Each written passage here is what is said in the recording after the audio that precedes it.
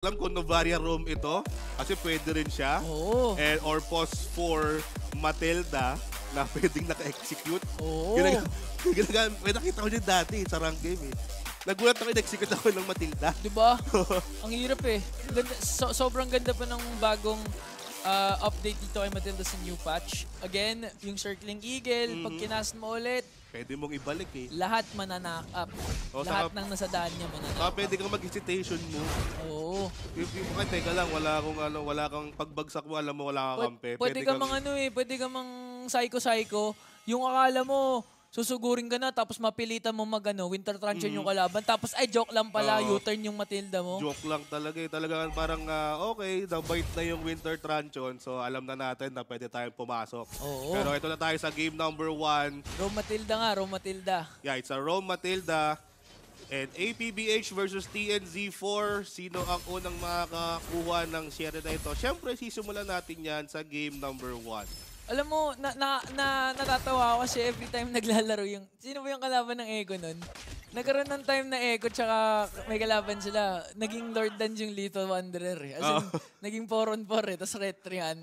Saka kasi kailangan din yun para sa mga Oo, jugglers natin na talagang doon pa lang mag-aagawan na, magkakasubukan na kung sino mabilis pumindot ng retribution. Pero yung ginagawa din ng dalawang teams natin ay si Curem ay medyo binabantayan lang din itong si Kaiwa doon sa kanyang Iritel versus Brody matchup. Although medyo sa early nakakalamang dito, Uy! but si King Frenzy, si Mana Praises Rat. Medyo naipit nga dun si King Frenzy. Mortal Ayun na. call out. Pero hinabol ni Micro. Ni Micro. Masyado dong malalim. Ayun yung mga micromatics ni Micro eh. Talagang Oo. pag lumalim ang isang yung kalaban nila, bibigyan niya kasi alam naman din niya yung advantage sa meron ng isang lapu-lapu. Tapos sasabayan mo pa ng isang Fredrin na Nako. nakaantabay din sa front line. And so far, TNC G4 ang unang makakapwesto dito sa ating Lord. Pero nandun na si King Frenzy. Mukhang gusto niya pumasok pero naandun agad ang members. Oy! Ganda. Bravest Fighter Aray ko. Flickerin! Nahuli si Sharp doon. Sharp, ano to XP laner to, dat mauna to, pero nabigyan ka agad ng TNC4. That was a 4-man rotation plus the turtle. Lamang na lamang ngayon ng TNC. Tapos meron ng significant level gap itong TNC kontra APBH. Anong nangyari kasi is pagkalapag ni Howl nung Astral Echo, tinamaan pa ng Howlin doon sa may bandang likod ng robot ni Edith. Oo. Tapos naandun si Micro with the bravest fighter, Flickery, tapos stun. Then, Appraiser's Rat na lang itong gagawin ni G, kaya talagang na-takedown agad. Saka malambot pa naman ang isang Sharp dito, or with that Edith, kasi 3 minutes pa lang ang ating game. And lamang na si Micro in terms of level, that's 6 against 4. And ginagawa dito ni Curem, nandun yung Circling Eagle. Grabe, si King Frenzy talaga yung tina-target. Nang gigigil sila dito sa Martis. Pero alam mo medyo mahihirapan si Yobabs para sa akin dito. Kasi nandun nga si Curem, ang dami niyang saves na potential na pwede magawa, especially with the guiding wind. Oo. So, kailangan APBH dito, pag may nahuli si Yobabs, siguraduhin yung ma-burst nyo kaagad. 1 second, max 2 seconds, burst ka agad para hindi pa makawala. Well, aantayin pa nila yung mga items na kakailanganin para ma-burst agad. Especially this Momo Kid na gamit niya ay Farza and also si Brody na gamit naman dito ni Wyatt. Yun yung sinasabi natin, Diba? yung iikot lang tapos biglang magmamamba out. Ang layo parang parang Filipino step. Ang layo ng agwat. Akala mo traveling pero hindi. Pero si Matilda Airlines, literal na traveling kasi ang layo ng nirating. Kung may Euro step dito sa MLBB, may Filipino step. May Filipino si step Matilda si Matilda yung magpapauso nun with that Matilda Airlines. And so far, tumahimik muli ang ating Land of Dawn dahil 3 seconds pa naman magkakaroon na ng turtle at unang pumwesto dito ang APBH. Pero naandun din naman agad itong sila G, Micro, How, and Curem pero mukhang papasok na. Pinasok na nga dito si King Frenzy. Dalawa silang Aray ko! anti-CC pero nakahabol ni Micro. Makakatakas nga dito si King Frenzy. At silang dalawa naman ang naipit. Pero Curem may guiding wind. Pwede mag-out. Nag-out na nga pero nag-flicker out din naman si Sharp. TNCZ4 nakuha na naman yung neutral objective. Grabe, gusto ko yung matchup ng Martis tsaka Lapu Pareho silang yung anti-CC lang, walang nangyayari. Nag-i-immune to crowd control pareho. Lang Hindi nagkakaroon ng crowd control. Pero ang ganda ang ginawa ni Micro at ni Curem doon. Habang sinuzone out niya ang mga members ng APBH, nandun lang si G. focus lang sa goal. Focus lang Pagong lang ang kanyang gustong kunin para, syempre, lamang ka na sa economy, makakalamang ka din sa leveling. And makikita natin dito, level 6 na si Curem, although level 6 din naman itong si Yobabs. Pero in terms of XP lane matchup, nakakalamang dito si Micro dahil nababurst down niya or natutunaw niya din itong si Sharp. Ang bilis niya matunaw si Sharp eh, no? Actually, parang 2 minutes, 3 minutes pa lang, natunaw na nila kaagad si Sharp. So kaya naman nakakapag-angas-angas dito si Micro, ang bilis mag-cut, kaya naman nakaka-rotate kaagad, pero may 3-man rotation dito sa taas ha. Yo Babs, pag na-hook niya si G, pwede to i-go. Medyo malayo si Matilda Airlines. Pwedeng i-go yan, pwedeng ikagatin yan ng blood yan, pero mukhang ayan na. Mataan yata. Ay, ganda. Ayun na. At nakita na ako na sa, naipit na nga, nilapag na nga yung aeroplano, tatlo tinamaan, may turbulence tayo ngayon, pero may safe daw sila. Safe daw dahil naman sa Torre, flickered out lang naman dito mamaya Fraser Sat para si Micro. Hinahabol yung apat, medyo napalalim doon. Ayun lang. Torre na yung tinapatan nila po, masyado na siyang bayani. Ito yung kahit tapat ng bahay nyo, kahit ng tapatan eh. Oo. So kumbaga nagkamali nga lang, medyo miscommunication on the side of TNZ4 doon dahil na burst down nila or napatumba si Micro doon. But nagawa nila yung pinaka-main goal nila doon sa top lane, which is took down that first tower sa may gold lane. And ang gagawin na dito ng TNZ4, switch account or switch lane na itong si Kaiwa at si Micro habang ina-assist siya ng isang Matilda Airlines. Out lang. Oy, hindi nag-out. Naipit dun sa may labas, min. Naipit, munti ka na. Buti na lang nakatakas. And now, dahil nga sa swap blades, ang ganda naman ng Earth Shatter Flicker combination doon, pero parang kinukulang atang damage. Guiding Wind, hindi umabot. Mas mabilis daw yung Decimating King Frenzy at nakuha pa rin ng TNCC4. Ang ikat ng Turtle. So habang nangyayari yung mga ganong ganap sa may baba, si G, ito na naman, focus lang ulit sa goal. Oo. Pa-goal. Parang si G yung sorry, late na nagsikin sa akin. O nga, pag-goal. Pag-goal, di ba? Parang si G yung pinamatanda mong kapatid na kuya. Parang panganay. Siya yung nagtatrabaho habang kayo yung nag-e-enjoy. Yung mga younglings na kapatid. Sila nag-e-enjoy, nagbabardagulan. Ako, trabaho lang kasi kailangan Kailangan ng team ko to Breadwinner itong si Kuya mo G. Pero mukhang may gusto yatang kunin dito sa may baba. Ay, sa may gitna rather. But nandun si Yobab sa may gitnang brush area. Sino kaya una niyang mamamataan? May circling eagle si Curem pero mamba out lang din naman. Walang tumama sa hook doon ni Yobabs and Berserker Fury na si Kaiwa. Ilang seconds yung cooldown ng Matilda Airlines? Ngayon, parang 30-something lang alam ko. Parang mga nasa ganun lang siya. But feeling, parang ang last na gamit ko sa Matilda, medyo mababa pa ang cooldown ng ultimate niya. Tinaas ng onti lang. Pero spammable pa rin Pero masakit na rin si Wayan kundi lang nakapag-guiding wind palayo itong si Curem.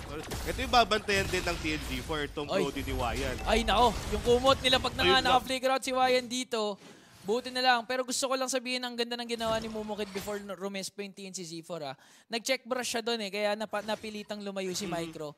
Hindi nagawa ng TNCZ4 yung ambush na balak sana nilang gawin. Pero speaking of ambush, ayun na. Si Curem, medyo malalim, nakain habang lumilipad. Man, pwede pala kumain sa aeroplano dahil si Yobabs ang nabusog doon. Grabe, nakain. Grabe, pero may nagkakaroon din ng bakbakan dito sa may middle lane. May hook pa nga doon. Grabe si Micro. Ang lalim na ni Micro dito. Tarang tataman siya ni Sharp ng Earth Shatter at tutumba din naman siya doon. Grabe yung ginawa dito ni Yobabs. Habang umiikot yung Circling Eagle ni Curem, kinain siya. Kinain, nagulat ako pero kahit kinain, gumagalaw pa rin. Hindi na-disturb yung flight, walang delay. Walang delay yung flight, parang connecting. Si Micro kahit napipitas siya doon, micro-wise, natatalo siya dahil ang daming stun, pero macro-wise, nagagawa niya trabaho niya, zone malala Ito yung sinasabi natin kanina, kailangan din bantayan ng TNZ for itong APPH kasi habang tumatagal yung laban, nagkakaroon ng mga items itong sila Momokid at si Wayan. So may hindi na ma-burst down. Meron tayong Lord Dance dito na nagaganap ingan pero mukhang kukuha lang muna ng information ng dalawang kupunan natin. Mare-reset yung Lord! Pero nakuha ni Kaiwa itong si Momokid. Ang ganda ng combination ng Novaria, Irithel doon. Lahat talaga binigay, hindi na nagtipid Kung pwede naman kasi -1, why not daw? Kaya naman inunahan na nila and with that swing, hindi na lumalapit ang APPH dito sa kauna-unahang Lord. TNCC4 securing all objectives. 3 turtle, 1 Lord, 4 na yung nasa kanila. Hindi sila nag-contest doon, o yung APBH hindi nag-contest dahil wala doon si Momokid of that Farsa para magkaroon nga naman ng zone, if ever, or mga damages using that feathered airstrike. And after that takedown, transition agad to ng TNG4 na okay, -1 na agad sila. Kunin na natin itong unang Lord para mas makalamang tayo sa objective. Oo, kung kaya mo naman i-extend lamang mo, why not? Kinuha na yung Lord, naka-1 pa. And it's on to Momokid, na-shutdown nila finally si Momokid. Momokid, first death niya yun, very crucial. Kaya naman hindi nakalapag na or hindi na nakapala ng APBH. Pero speaking of pala... Ay, spam na spam, oh. Spam na spam yung ano, minsan, parang nagsasayko na lang si Kyurem, wala na nga silang intention mag-clash, kinakas lang niya talaga para mang-disrupt, mang-gulo. Yan yung kagandahan ngayon ng isang Matilda. Okay, ikakas niya yung Circling Eagle, tapos kung wala silang engagement, hindi na itutuloy. Grabe Bakit talaga. naman ginawa ni Kyurem? Nag-ulti siya, tumalon siya pa yung pasugod. Ganun siya katapang. Dahil may kasama siyang Lord, gusto niya kunin yung Torre, kahit tatlo yung kaharap niya. Yung tatlong kaharap niya, lumayo pa, sila pa yung lumayo. And mapapansin natin sa mga teams ng sa MDL Philippines, hindi na sila nagpo-focus on killing each other. Rather, they want all of the objectives na makuha para mas makalabang sa economy na lang. Yun na lang ginagawa nila. Unlike last season na talagang napakaraming kills, ngayon paramihan na objective eh. Ano kasi, yung alam ko #1 killer natin nung MDL season 1, isa doon si Irad eh. Nasa MPL na kasi si Irad, kaya naman kaya nagiging objective-centric na tayo ngayon. Huwag na tayo makipagsabayan sa kills. Makipagsabayan na lang tayo sa objectives. Because then again, we have a lot of amazing junglers dito. Na kung tutuusin, ang galing talaga mag-control through securing their objectives. Saka yun siyempre ang Pilipinas lang malakas when it comes to MLBB. At napatunayan natin to multiple times. And by these teams watching, yung mga MPL teams natin and also especially Echo and Blacklist International and AP Bren na nag-champion din sa nakaraang IESF and gold medalist. Ang dami nating champions and pinapakita nila na kaya talaga mag-control pero ito na yata yung control. Taunt plus Circling Eagle on to Sharp, makapa-flicker out their chatter, naka-primal rat pa nga. At buhay pa, Conceal, isang hit na lang pero hindi siya matatapos doon. TNC Z4, maganda initiation, pero APBH, ang ganda ng escape. Muntik na naman si Sharp doon, pero ang sakit na ni How! Tinamaan dito si Wyatt ang ligaw na Jolen sa may shoulder part eh. Kasi sa shoulder, oo. Nasa gilid eh. Na-dislocate ang problema kay Brody, si Wyatt. Pag bumabanat yan ng Thunder, inaangat niya yung kamay. Pag na-dislocate yung shoulder mo, hindi ka makakabanat ng Thunder nun eh. Medyo mahihirapan siya magbanat ng Thunder dito. Pero eto na yung Lord ay buhay na. May Thunder na rin May Thunder na rin to. Pero, Thunders na. Pero may gusto silang kunin doon sa may likod muna si Yobab sa kanilang target. Ingat, pero nandun si Micro. Alala, mas nagzazone pa si Kaihua. Napakaunat na, napakasakit na. Isipin mo, Irtel yung nagzazone. At kaya niya gawin yun dahil may vision coming in from house. So alam na walang outplay potential. Tapos kung lumalim, may guiding wind out na pwede naman gamitin ni Kaihua. Kaya naman sabi ni Kaihua, gusto ko mag-enjoy. Ako naman magzazone. Ako na lang. Ang galing, yun nga yung ginagawa ni Kyurem kanina pa. Sinasay ko niya lang yung APBH. Magakas ng Circling Eagle. Tapos biglang, okay, out na ako.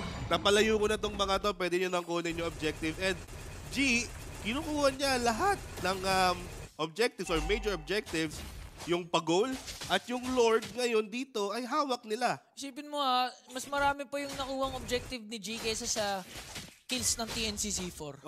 Literal. 5 ang 3 turtle, 2 Lord, di ba? O 5 na yun. 5 na yun. Yung kills ng TNC Z4, 3 lang. Focus lang sa goal. Focus lang sa pag-goal, sabi ni Papa K. Pero eto na, ang Lord ay kumakatok na. TNZ4 gustong pumasok doon sa may base ng APBH. Naton nga dito si Wyatt. Sakto, gold laner pa yung kanilang napatumba doon. Pwede airstrike ha? Pwede airstrike para kay Momokid. At nakakain pa nga dito pero masyado makunat si G. Nawala na yung Lord pero wala na rin Tori sa taas. At sa gitna ang APBH. E nakapalalim doon si King Frenzy. Kahit may decimate, 4 naman yung kanyang hinarap. Wala siyang naisa. Siya pa yung naisahan doon. May minion wave pa nga. Napaflicker in si King Frenzy. Tower lock na. Pero nag-tower lock na TNC Z4. What a flawless game. It's a flawless victory for the side of